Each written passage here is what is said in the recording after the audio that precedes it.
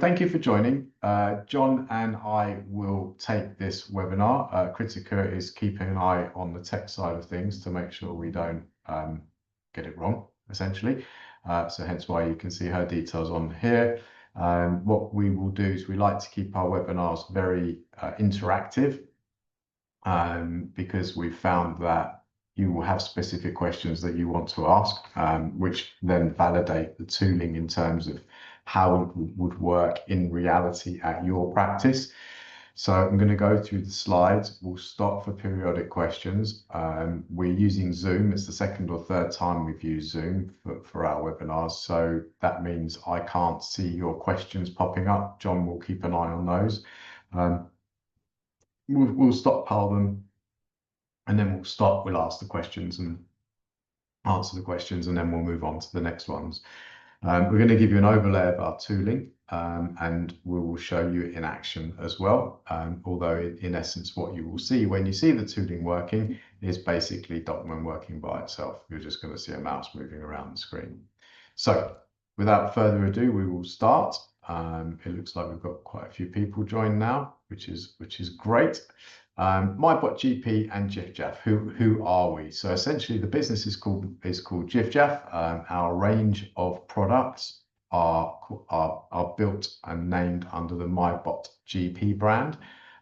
For our EMIS clients, that incorporates our Docman Filing tool, which is the one that we're going to run through with you today. We have a pathology management tool, which essentially is a self-configurable platform that will look after pathology tests for practices. Quite considerable clinical time saving on offer for that one as well. And we have an automated MyBotGP repeat prescription filtering tool as well. So there are three core products for EMIS. The normal pathology filing also works in System 1. So liberate your teams. What does that mean? Well, hopefully we'll show you now. Yeah, if you have questions, please jump in. So what is the purpose of our tooling? Why did we build MyBotGP? Well, we're a UK-based company. Obviously, we want to try and reduce practice costs and help you work smarter by using the most advanced automation tools for primary care and free time. Obviously, primary care is extremely busy. You're getting thousands of letters. And there is a better way to manage them. They don't all have to be managed manually anymore.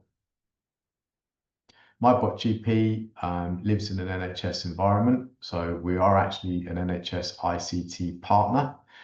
That doesn't mean we're an NHS organisation. We're not. We're a private company. However, we are in a very unique position whereby we're one of the few companies that is actually an official NHS ICT partner. What that means and why it matters is it means that we have access to NHS Cloud. Why that's important for you is when it comes to actually installing our kit, where it lives, how it interacts with everything, DPIAs, DTACs, data sharing agreements. The way that we access the tooling is all very straightforward and done at the highest possible level. Essentially, your MyBotGP will live in an NHS environment, which is massively important. All of our tooling has a DCB 0129 clinical risk certification. That is the NHS prerequisite in terms of signing off whether it's safe. All of our kit can be bespoke to practice level, so they're your rules, your way. So what that means is, more recently, we've seen a big push with PCNs making acquisitions for our tooling across the PCN, with the way that things are changing in primary care. And with it, and even though a PCN will make an acquisition, obviously each practice within the PCN will have their own way of working. So when it comes to Docman, you'll have different letters. Maybe you are supported by different hospitals. Maybe the flows are different. Some letters need to be seen by coders. Others want to be shown to clinicians.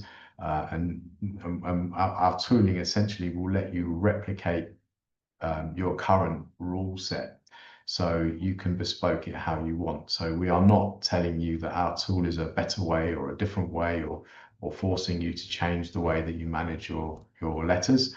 Quite the contrary. You can configure it how you want. If you're using templates, you can use templates. If you want to put into different folders, you can put in different folders.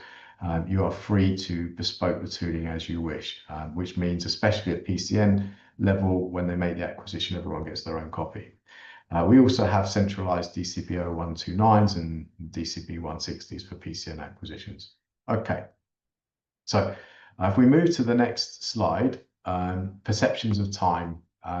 So what we're trying to say in this slide is that 15 minutes is that people aren't good at realizing how much time things take.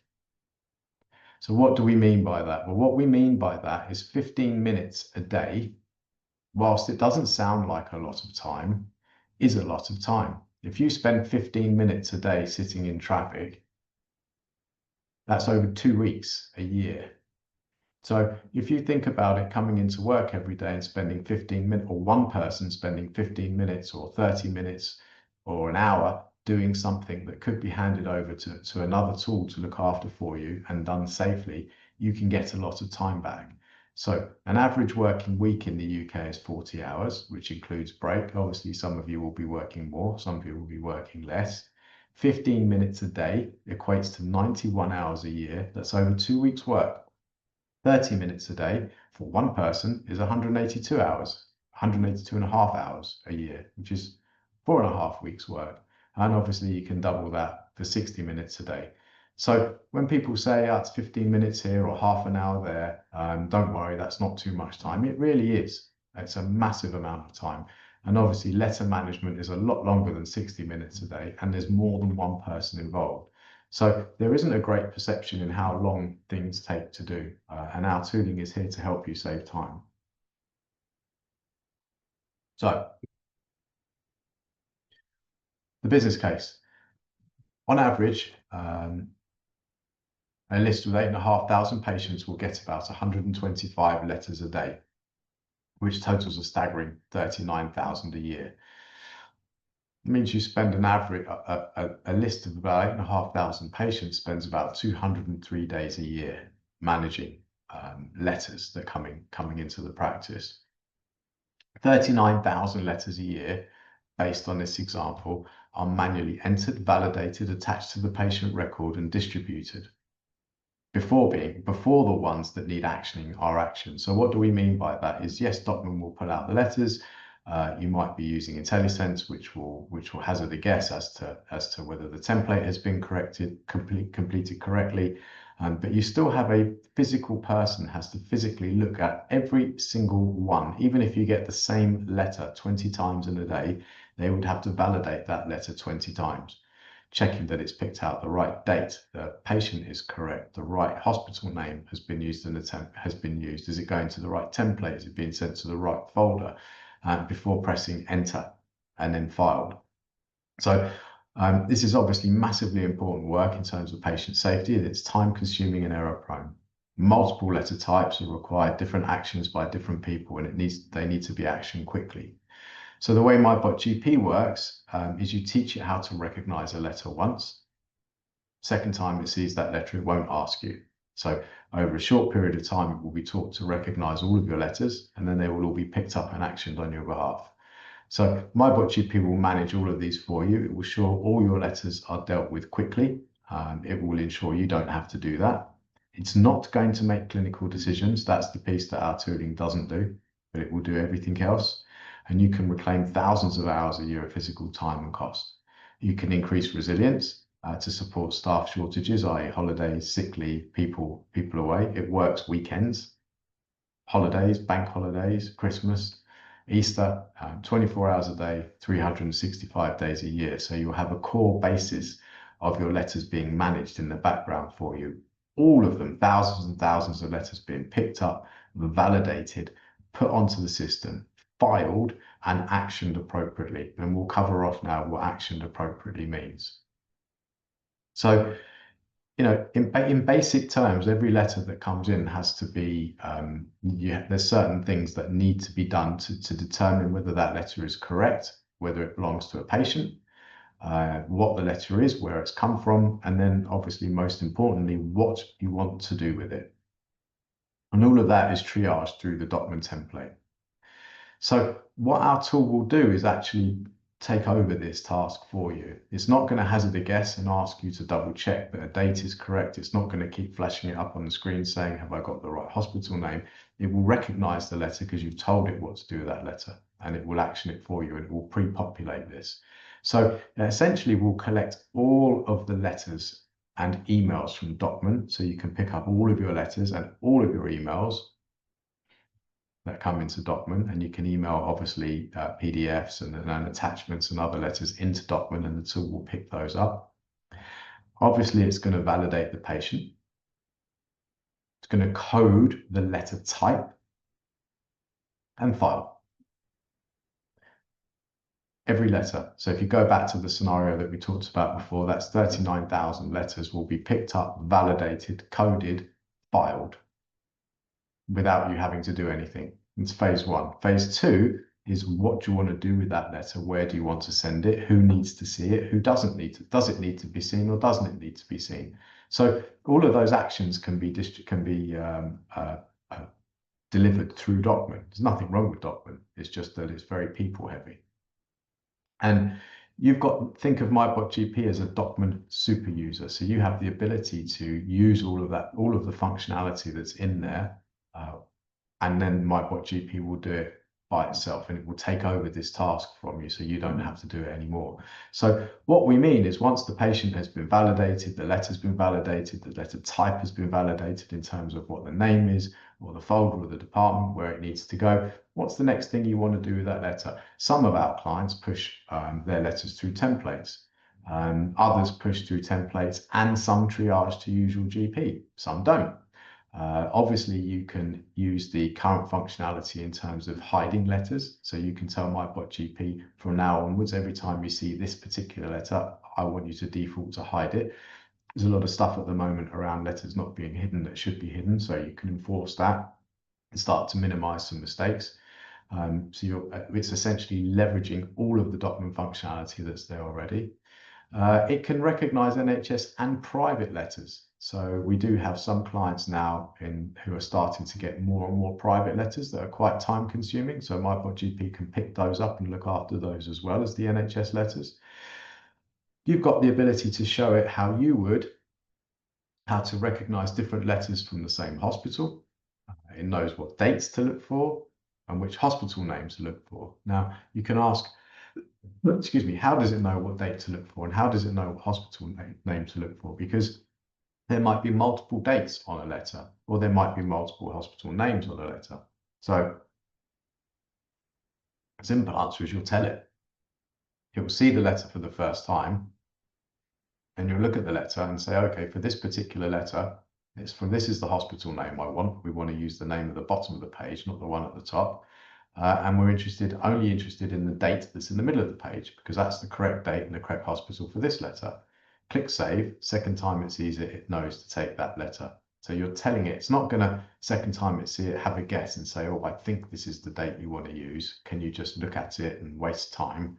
Because the person still has to look at it and enter. It will have been told, it's saved in the memory, and it will know what to do. So if it needs to look for a date at the top of the page, the middle of the page, it needs to look for a name in the middle, on the top, on the bottom, all of that data, all of that information, it relates to each individual letter. And MyBotGP will know what that letter is and what to do with that letter. And then in addition with that, as we were saying before, around where to push it, what functionality do you need to add to that? Do you need to add reviews, or do you need to add alerts for that letter? Do you need to notify users, escalate, assign, and track? Hide the letter. You will teach it what to do with that individual letter once. So this tool comes pre-configured. We will configure it for you. And we also have regular training webinars and YouTube training channels and stuff that you can attend, as well as letters can change, as you know, dates move around and stuff. So in essence, you show it what to do with a letter, and the next time it sees it, MyBotGP will action it itself. So you turn it on, it will say, you've got 150 different letters, or you have 250 different letters. We even have one of our clients has got over 800 different letter types. It will save them all in the memory, and then essentially say, here's all of the different letter types, show me what to do with each one, and we will configure it for you. We'll say, okay, and we'll ask you. You'll say, this one needs to go through this template, goes to this person. This one we never need to see. This one gets filed. This one goes to this particular clinician because they like to see those letters. Train it, and then it knows what to do. And over a short period of time, that 200 letters or 300 letters or 150 letters that it's seen will go lower and lower and lower until that gets to 0, and MyBotGP will be running in the background, picking everything up, validating everything. And then when you get a new letter or a letter changes, it will pop up and say, oh, I've never seen this one before. Something's changed. What do you want me to do with it? We'll open it up and say, yeah, okay, this letter needs to go through here. Show it what to do, press save, and it will, next time it sees it, it won't ask you. So think of MyBotGP as an automated document super user that uses it for you, so you don't have to use it anymore. It's an expert with Docman. It knows what letters you have, it knows the right information to take from those letters, and it knows, more importantly, what you want to do with those letters. And any letter it sees that it hasn't seen before or it's not sure, it just won't action. There'll be a page within MyBotGP, an exception folder. You can open that up and say, okay, here's the letters that I don't recognize. What do you want me to do with them? So it works in the background, 24/7, 365. It actions letters as you want through Docman. So it's going to file all the patient the letters. As we touched on before, it can send them to folders. It can use templates. It can send to coding teams. So some of our clients set it up that everything pushes through the coding teams. Some don't, or clinicians. You can take pharmacy letters and say, okay, well, all of these pharmacy letters, they need filing against the patient record, but I don't really need to look at them because it goes to the pharmacy teams. Okay, so you can say to MyBotGP, every time you see a pharmacy letter, validate the patient, validate the letter, file it against the patient record, and triage it off to the pharmacy team. So your team at the practice don't have to look at those letters anymore. So you're reducing the volumes of letters that they look at. You can file letters with or without being seen. 111s, DNAs, retinopathies, the whole tranche of letters that 9 times out of 10, you don't need to look at them. They just need to be filed. You can tell MyBotGP to file them. Now, for the ones you do need to look at, like 111s that could have relate to suicide or attempted suicide, or have a different key or safeguarding or keywords on there, you can say to MyBotGP, look, these are 111s. Always file them. I don't need to look at them. However, read the page, and if you spot any of these keywords, I do need to look at them. So put them in this folder or send them to this person. So depending on how you're set up, and we've got a lot of people on this webinar, you will all be managing Docman slightly differently.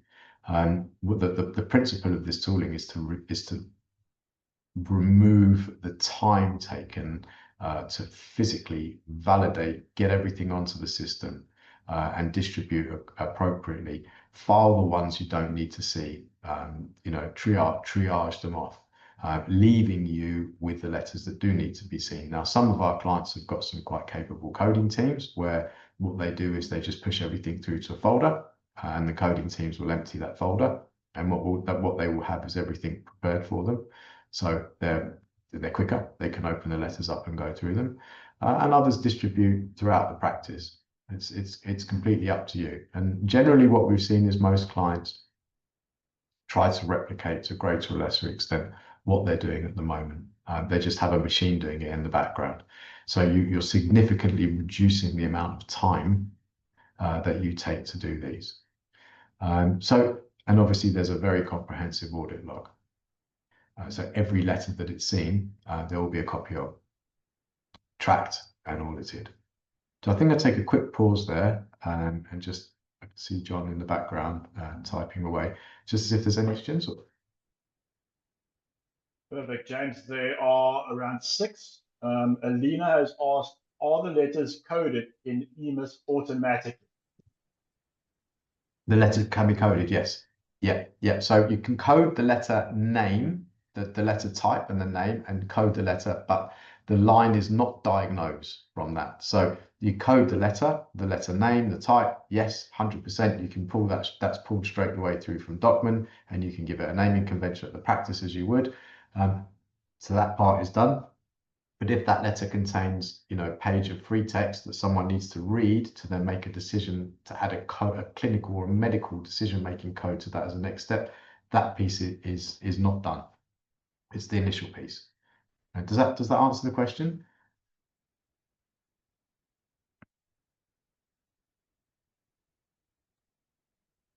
I'll let you know if there's any feedback from that, but I think that was pretty clear. There's two questions or two pieces for Assad, so I'm just going to read them across. I'm sure you'll cover this, but the game changer in our practice will be if this can be taught to action things, i.e. a letter from A&E comes in and the letter there is a request of action for GP to take, i.e. check UNEs or BP in 2 weeks' time. Or if the letter contains any medication, i.e. it goes to the script team for meds reconciliation. So if you're asking, can it pick up that it's a medication letter and it needs to go to the pharmacy team? Yes. And it can triage to the appropriate clinician. Yes. However, it's not going to read the letter in the first example and make a decision as to what to do medically next. So the time saving, the value add is in the picking up, the validation of the letter, making a decision about where that letter needs to go and if someone needs to see it or if they don't need to see it, and getting it to that place as quickly as possible. Great. Next one is from Rachel, who has asked, with hiding safeguarding letters, these don't always look the same.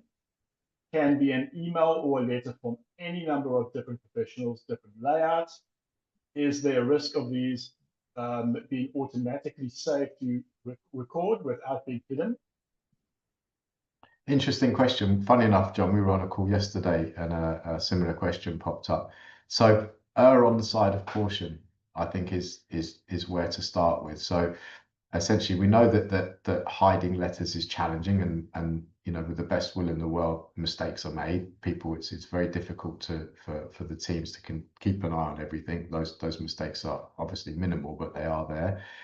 The way that MyBotGP will work, and the safest way to work to begin with while you're building confidence with the tool, is all of the different formats and the keywords that relate to safeguarding in that example, you can set for a default hide. So perhaps as you start, you may hide a few more than you need to. And that would result in a couple of extra calls to the practice saying, have you seen my letter? But then after you've built more confidence with the tool and you really narrow down the exact terminology and letters stroke emails that need to be hidden and don't need to be hidden, you can start to unhide the standard letters. But the approach that most of our clients take to begin with is to enforce the hide, just to make sure that even if it is a tad overkill, just to enforce that that's done, so they know that letters are hidden by default and patients are safe. And then they will go back and then see a bit further down the line, okay, can we loosen this a little bit? But in principle, you would teach it to recognize the departments or the organizations as to where those and the keywords relating to those letters for safeguarding, and it will pick them up, and you can get it to tick that box for you. Thank you, James. Edward then wrote, can you configure MyBotGP to send a letter to a certain user or group with a comment as to why it's been forwarded, i.e. medication to be added, changes stopped?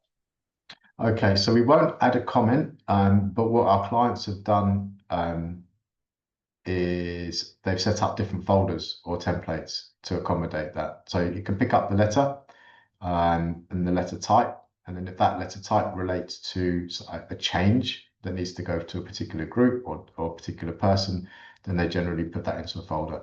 And some do, some don't. Some just make a generic folder where people, a number of different people work out of, because they have different people working on different days. Right. Thank you, James. Interesting question coming from Anonymous. what is the average initial setup time?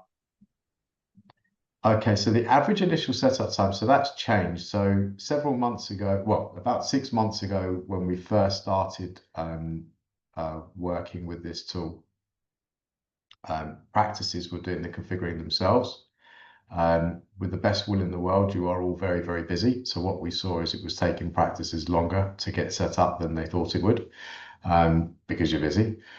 So we made a decision about 5 months ago that we would sell this tool configured, which means we do it for you.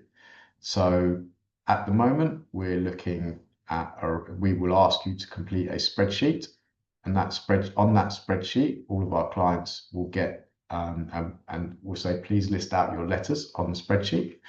You tell us what the letters are and what you want doing with them. And then you give that spreadsheet to us. And then our team will work on that. And over a period of a few weeks, 2 to 3 weeks, we will get the bulk of the letters validated and onto the system for you. And what I mean by validated and onto the system, we will teach MyBotGP to recognize the letters. So it's about 2 to 3 weeks, something like that, before you're getting to about 70, 75% of your letters. We also have weekly webinars, which you're welcome to join. They're client-only webinars where you can get some training and learn how to configure the letters yourself as well. And then the bulk of our clients then start to add letters when they have spare time, or they allocate some time each week to adding more letters on to get the rest of them done. So the short answer to your question is we will do it for you, and it should be configured within 3 to 4 weeks. Right. James, sorry, John. No worries. Lisa then asked, does it code clinical information, diagnosis, medication changes, or measurements? No, that piece is left for the teams to do. The value add for our tooling is getting the letter onto the system, validated and in front of the right people. Perfect. Alina has asked, Can I just before you jump in on that, just to come back to Lisa's question, excuse me, every time I do a webinar, I get a cough. I must apologize, but I think it's the constant talking doesn't help. So coming back to the question, the only tooling that is able to make the decision at the moment is a human. That's where we are at the moment. There are tools available, but we don't believe that their cost and the time saving is good. It's cost value for practices. There are tools which will hazard a guess as to what they think the next stage is. So they'll pick the letter up, they might summarize, they might have a guess at keywords, they might put some things in yellow, they might put some stuff in boxes and stuff. But it still relies for every single letter, even if you get the same letter 50 times in one day, for a human being, someone with a brain and the ability to make that decision in a safe environment, to file that letter or action it. So we don't think there's a cost and time saving there. And the feedback that we get, we pick up lots of new clients who've played with that tooling and come back to us, and it looks great and it has some good guesses and stuff, but it still has to pass through a person. So coming back to your question, there isn't anything yet where you can pick a letter up, validate the letter, clinically make a decision, work out blood pressures, 100%, get codings right, or book medication, go all the way through and close the loop without a person seeing it. There's stuff which will have a guess, and then the team still need to look at it. So does it actually really save them time? And there is a considerable cost for that. And I don't think that's a viable business plan for long term in primary care. There isn't masses of funding in primary care. And actually the piece that we try to do is you've got very highly skilled people. The fantasy is they'd never have to do it again, but the reality is they still do, and they will do for another 5 to 10 years before all of this AI stuff really becomes trustworthy. So how can we help in the meantime? Well, how we can help in the meantime is we can get rid of all the donkey work. We can shave off a couple of minutes a letter for every single letter that they get. We can get everything on the system. We can validate everything on the system. We can correct it. We can distribute it. We can file stuff that you don't need to look at. We can filter off other stuff that you don't need to look at. And then the final piece for the letters that do need to have complex decisions made or important decisions made around patient health, they still go to a person where we haven't hazarded a guess, but you're in front of the person anyway. So that's the sort of line as to where we believe our tooling adds the most value in terms of what it does and where it stops. Sorry, John, you had another question I interrupted. No problem. Thank you, James. So Lena has asked, there is information inside the letters that need to be coded as well.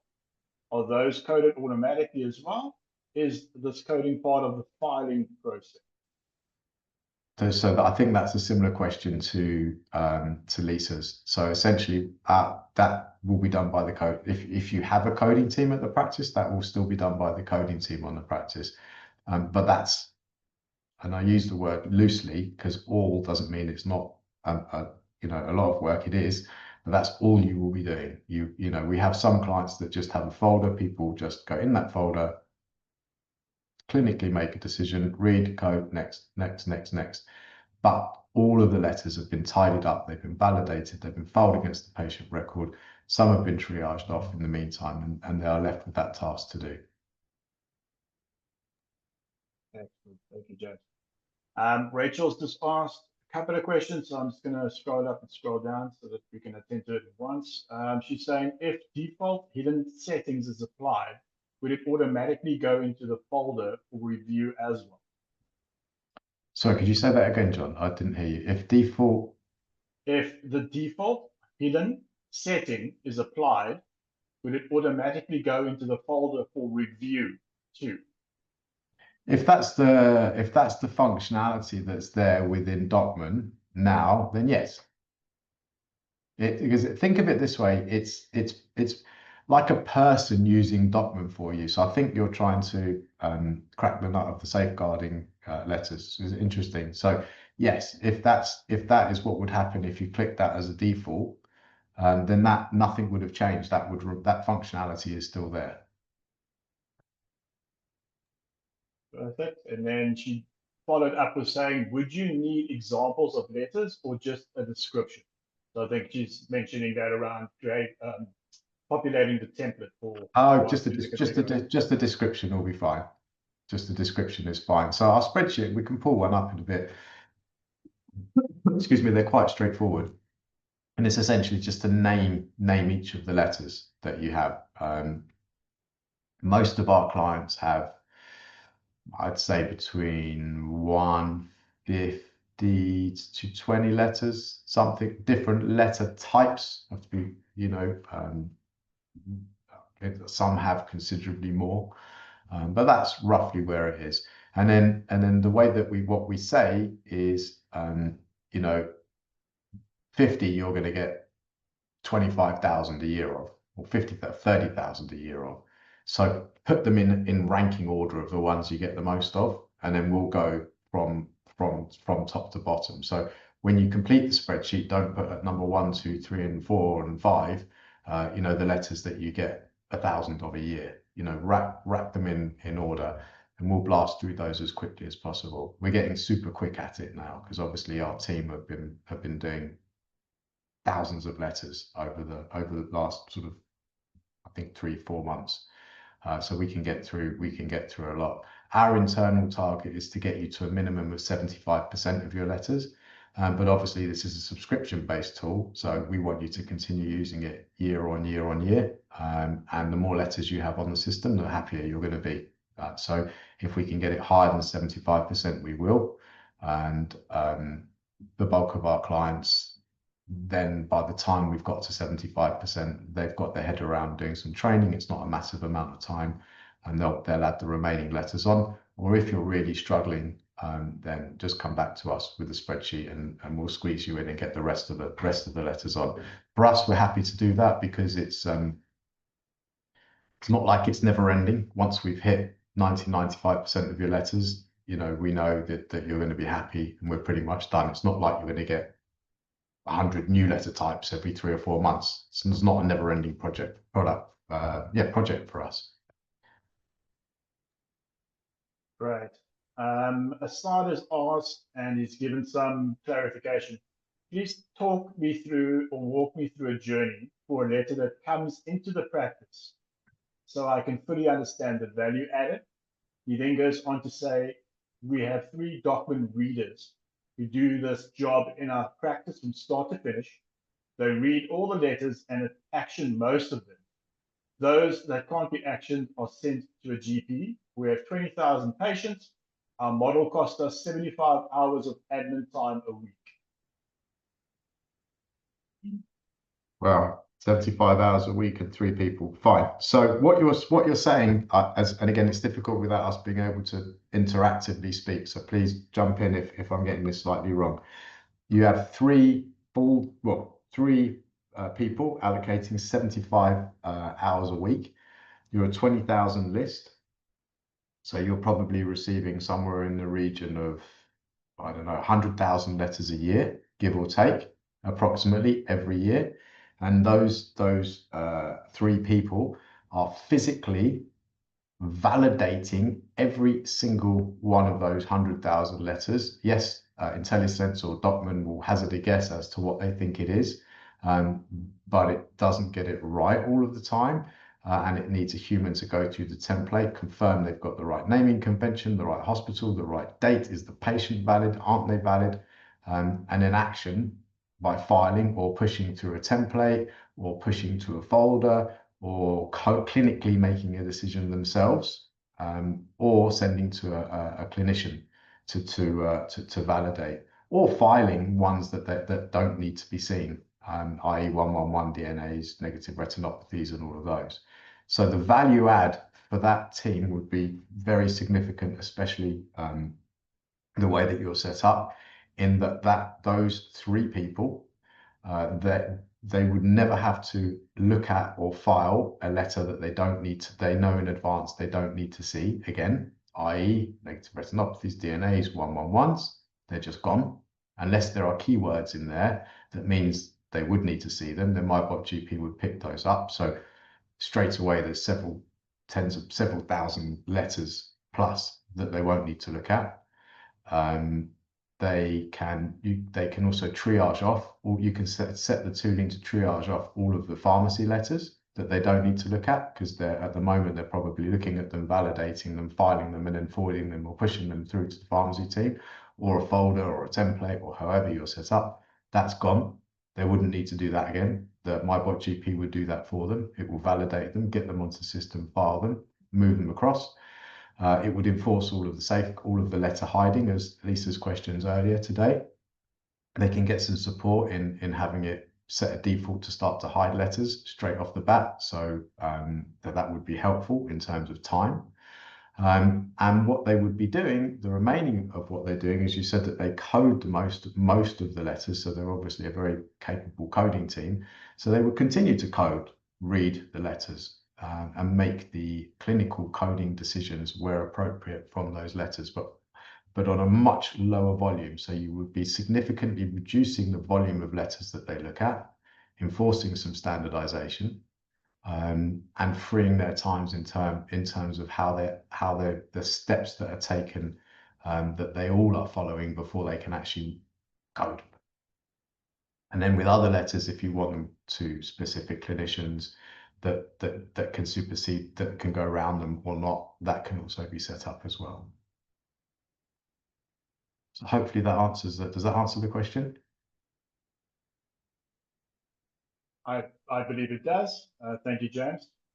Just another follow-up from Rachel. She's just saying, and I think we've got this question before, what if a letter needs to go to the pharmacy team, but also to the GP? Does it rely on the pharmacy team reading the letter and forwarding it onwards, or can it be sent to 2 inboxes? Yeah, good question. You can set a separate rule for that, so it can pick it up. So you'll either, yeah, you can set up a separate rule, and the dev team will show you how. We'll do that for you.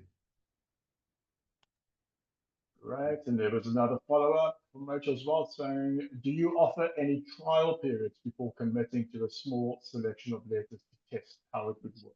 So our entry level is 12 months. Essentially, it's a 12-month agreement to begin with. And the reason we're able to do the 12 months, it used to be a 2-year contract or 3-year contract, but we do 12-month contracts. We can't do shorter because we have to code the letters. I hear what you're saying around a smaller collection of letters, but we have to spin up hosting, cloud for you, get all the configurations done, and there's some time that goes into that. So our minimum contract is 12 months, and this tool is established and working now. It's not it's not a new tool. Thank you, James. There was one question around, is there an auditing tool? Auditing block? Yeah, sorry about that. We had some good questions, so we've spent a bit longer on the questions than usual, which is great.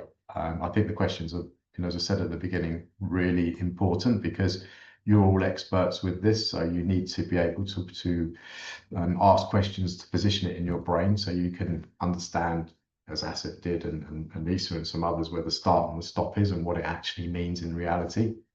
So there's in answer to your question, there's a very comprehensive audit log. With all of our tooling, with our pathology management tool and repeat prescriptions and Docman tool, there's a very comprehensive audit log. So you will still have all of the same audit within Docman, and obviously the API to EMIS, patient record, that remains the same because it's like a super user. But in addition, anything that MyBotGP touches, it will leave a footprint on. And this is a snapshot example of that audit log, where it summarizes all Docman filings by date, by document category, and then a detailed granular breakdown. So every day you will receive an email, and that email will give you a snapshot summary of what it's done that day. And then within MyBotGP, which is a username and password, you can simply log into it. There'll be a more detailed granular breakdown of everything it's touched, what letters, where they've come from, how many came through. And then what you can see at the bottom here is some letters saying it's not done anything with them because it's never seen them before.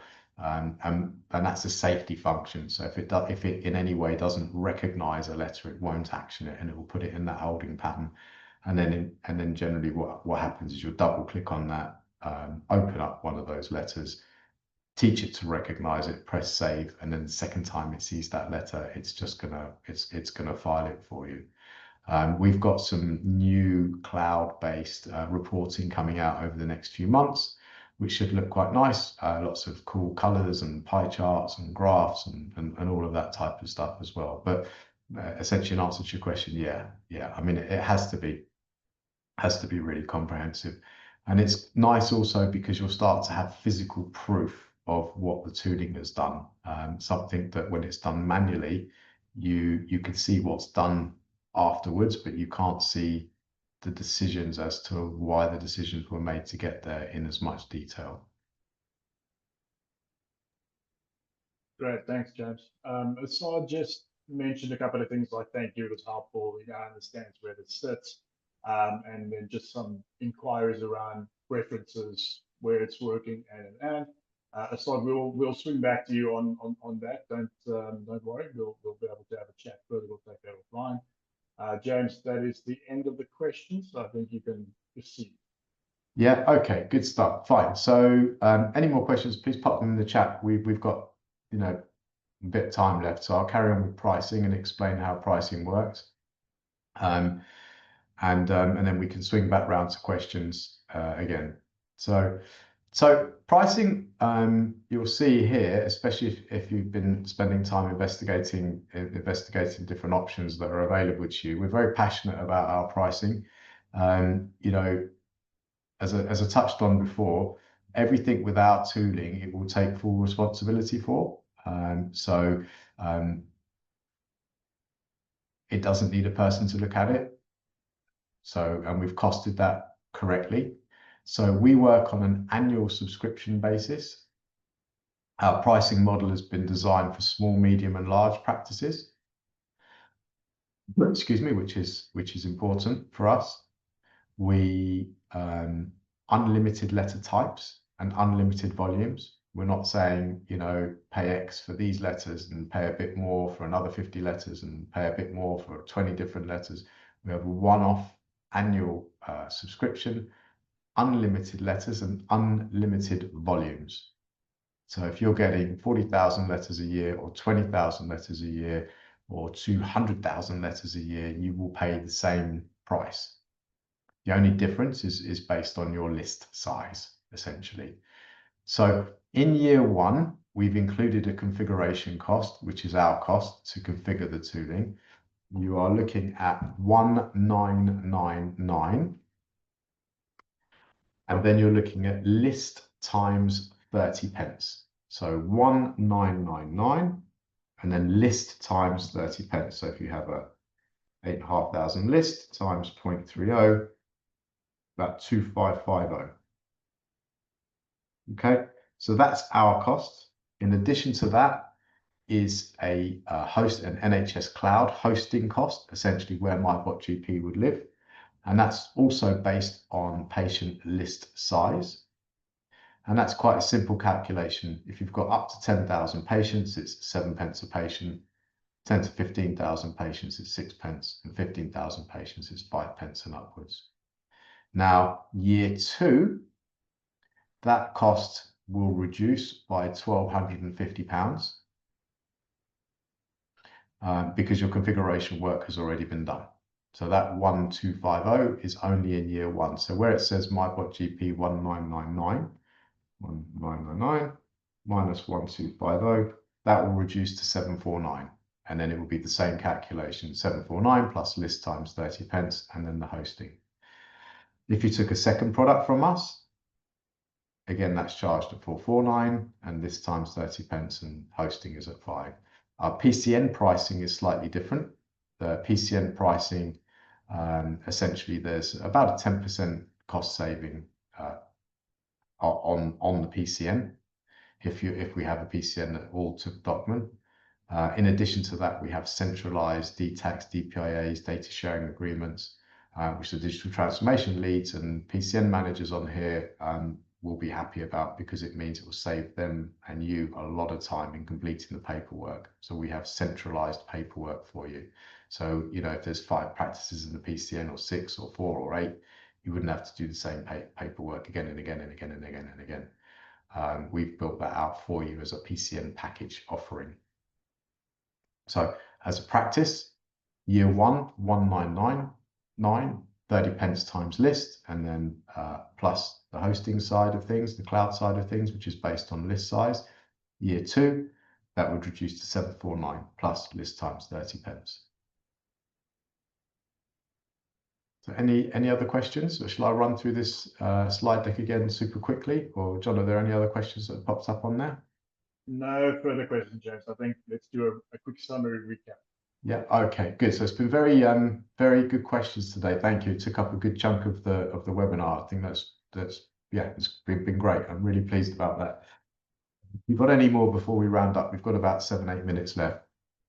Please pop them in the chat and I'll spin through this final summary really quick. So just to come back who we are, MyBotGP is a platform that's purpose-built for primary care. We've got Docman, pathology management, and repeat prescriptions for EMIS. All of our kit lives in the NHS cloud, which is massively important. Hence, we're an NHS ICT partner, not an NHS company, not an NHS organisation, obviously, but we are an NHS ICT partner. We're a private company, which means we have access to NHS cloud, hence here. That's important for you because it means that the kit can actually work in primary care. We can plug it in and we can support it. We have DCBO 129s, quick deployment, perception of time, you know, 15 minutes a day is 2 weeks a year. If you've got 4 people spending half an hour a day, it's a lot of time, People aren't very good at that, working out that. 125 letters a day for a list with about 8,500 patients. That's 39,000 a year. You spend 203 days processing those. Masses of time, same task again and again and again. Validate, get on the system, distribute, validate, get on the system, file, distribute, validate, get on the system, file, distribute. again and again and again. Our tool will do that for you. Teach it to recognize each letter once. It will then know what to do with the letter. It will complete the template, pick up all emails, all letters from Docman, validates the patient, codes the letter type, files. If you want it pushed through a template, it can do that. If you want it to use your GP or you want to put it in a folder, it can do that. Anything that Docman can do, it will use Docman to do that for you. It's a Docman super user. You can hide letters. It can also cope with private letters. It knows what dates to look for. You can make best use of all of the additional functionality like reviews, alerts, modifying users, quicker processing, free time where it's 24/7, 365. Bank holidays, Christmas holidays and weekends, you'll come back to zero. Everything will be on the system. And then, you know, what do you want done with the letters? You can stop looking at these pharmacy letters because you don't need to. They can get triaged off straight away. You can stop looking at these and others because you don't need to, because you know they're just an FYI letter, unless there's keywords on there that mean you do need to see them. So from that 39,000, you're chopping off 1,000, 5,000 here, 4,000 there, 2,000, 1,000. You're significantly reducing the volume you have to look at. Full audit log, very comprehensive reporting dashboard, everything that is touched, and unlimited letters and unlimited letter types on an annual subscription. We will configure this for you. And then year 2 is discounted by, well, not discounted, year 2, we've already configured it, so you would pay 1,250 on the year 2. So I think before we round up for today, do we have any more questions popped into the chat, John? No, nothing further, James. No? Okay, all right. Well, if anyone's got anything to ask, please pop it in the chat. If we'll hold on for another minute or so, just to see if anyone has any more questions. What we will do is save this. Hopefully I've saved it correctly, recorded it correctly. We will get this onto our website. We will send you all a copy of this. So you've got something to review on and a copy of our decks. That should happen within the next couple of days. And then obviously, if you have any questions or any queries, you know, more than happy to book up a tool. John runs our sales teams, and he will support that with his team. And if you're interested in any other of our products as well, our normal pathology management platform and our repeat prescriptions, we can obviously take you through those as well. And if this is for practices, that's great. If it's PCNs, we have another team which John also looks after, which will look after you as well. Great. So one last check. Any questions, John? Nothing further, James. No. Good stuff. Okay. Well, thank you. Thank you for joining us today. Thank you, John. Thank you, Kritika. And thank you, everyone. And I'm going to stop now and we'll ping you a recording soon.